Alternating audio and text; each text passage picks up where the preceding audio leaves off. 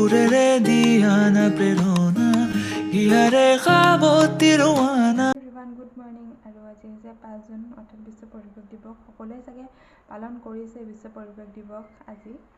আৰু ময়ো গছৰ পুলি এটা আনি গছৰ পুলি নহয় ফুলৰ পুলি এটা আনি ৰুইছোঁ। আৰু ইয়াত আমাৰ ৰোৱা তেনেকৈ সুবিধা নাই। মই ঘৰত থাকিলে প্ৰতি বছৰেই ৰুওঁ এটাকৈ পুলি। আৰু আপোনালোকে হয়তো গছৰ পুলিটো আজি ৰুইছে আৰু তাৰ নেক্সট ডে'ৰ পৰা যদি তাৰ একো প্ৰতিপালন নকৰে তেতিয়ানো একো গছৰ পুলিটো ৰোৱা সাৰ্থকেই নহ'ব। আৰু গছৰ পুলিটো ৰুই যদি আমি তাক মৰি যাবলৈ কেতিয়াও দিব নালাগে। গছৰ পুলিটো ৰুই মেলি যেনেকৈ ৰুইছোঁ তেনেদৰে ভালদৰে সাৰ পানী দি প্ৰতিপালন কৰিব লাগিব, তেতিয়াই গছৰ পুলিটো ৰোৱা সাৰ্থক হ'ব।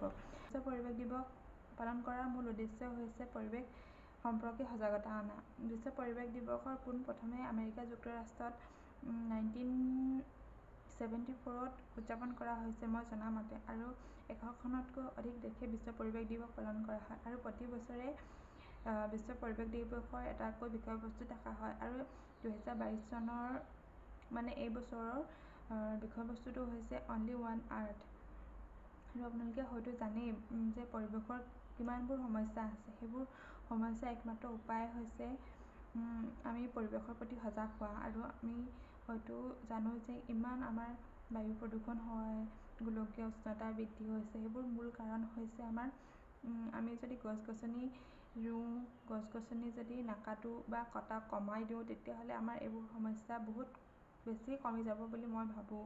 সেয়েহে আমি প্ৰত্যেকেই বা গছ গছনি ৰোৱাটোৰ ওপৰত বহুত বেছি গুৰুত্ব দিৱসৰ দিনাই যে গছৰ পুলি ৰুম সেইটো নহয়। আমি যেতিয়া পাৰোঁ তেতিয়া আমি গছৰ পুলি ৰুব লাগে। আৰু আমাৰ পৰিৱেশটো ধুনীয়া কৰি ৰাখিব লাগে, সেউজীয়া কৰি ৰাখিব লাগে, সেইটোৱে আমাৰ উদ্দেশ্য হ'ব লাগে। আমি অকল যে বিশ্ব পৰিৱেশ দিৱসৰ দিনাই যে গছৰ পুলি ৰুব লাগে সেইটো নহয়। আমি যেতিয়া পাৰোঁ তেতিয়াই গছৰ পুলি ৰুব লাগে আৰু গছ কটা কমাব লাগে। তেতিয়াহে আমাৰ পৰিৱেশটো সুৰক্ষিত হ'ব আৰু বিভিন্ন ধৰণৰ সমস্যাৰ পৰা মুক্ত হ'ব বুলি মই ভাবোঁ। আৰু আজি লগতে চানডেও হয়, অকণমান ভাবিছোঁ এখেতে কৈছে অকণমান আজি ওলাই যাম বুলি। ঠিক আছে তেনেহ'লে এতিয়া আৰু যদি ওলাই যাওঁ তেতিয়া আৰু আপোনালোকক ক'ম। Hello' everyone. আৰু এতিয়া আমি অকণমান ওলাই আহিছোঁ ফুৰিবলৈ যাওঁ বুলি। আৰু আপোনালোকক যিহেতু কৈছিলোঁৱেই ন আমি ফুৰিবলৈ যাম বুলি। আৰু ক'ত গৈ আছোঁ চাই থাকক ভিডিঅ'টো শেষলৈকে, চব গম পাব আপোনালোকে ক'ত গৈ আছোঁ। আজি বহুত ধুনীয়া জেগা এটাত গৈ আছোঁ ফুৰিবলৈ। আজি বিশ্ব পৰিৱেশ দিৱস, সেইকাৰণে ভাবিলোঁ যে অকণমান যান্ত্ৰিকতাৰ পৰা আঁতৰি অকণমান প্ৰকৃতিৰ বুকুত সময় কটাওঁ বুলি। চ' ভিডিঅ'টো চাই থাকক শেষলৈকে।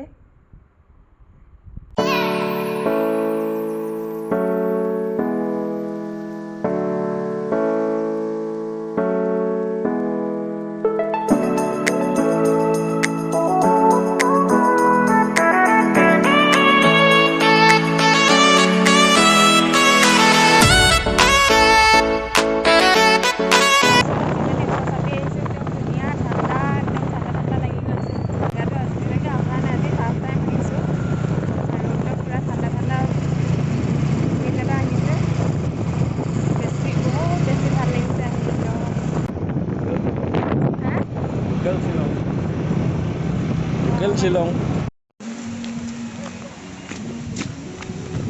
গাইছ, এতিয়া আমি আহি পালোহি। আৰু জেগাটো চাব নেকি কিমান ধুনীয়া। মই এক্সপ্লেইন কৰিবলৈ মোৰ একচুৱেলি ভাষা নাই। বহুত বেছি ধুনীয়া হয় আৰু পূৰা মানুহ ভিৰ হৈ আছে, চবফালে পিকনিক খাই আছে, গা ধুবলৈ আহিছে। আৰু চাওকচোন মোৰ বেকগ্ৰাউণ্ডৰ ভিউ কিমান ধুনীয়া হৈ আছে। আৰু নদীৰ পানীৰ মাতটো শুনি বহুত বেছি ভাল লাগিছে। কেনেকুৱা লাগিছে ন আহি কোৱা? আল্টিমেট মাইণ্ড ফ্ৰেছ কৰিবৰ কাৰণে ধুনীয়া জেগা আৰু কি ক'ম, জেগাটোৰ নাম কি? নিকলক অৰুণাচলৰ হয়। বেকগ্ৰাউণ্ডটো চোৱা, বেকগ্ৰাউণ্ডটো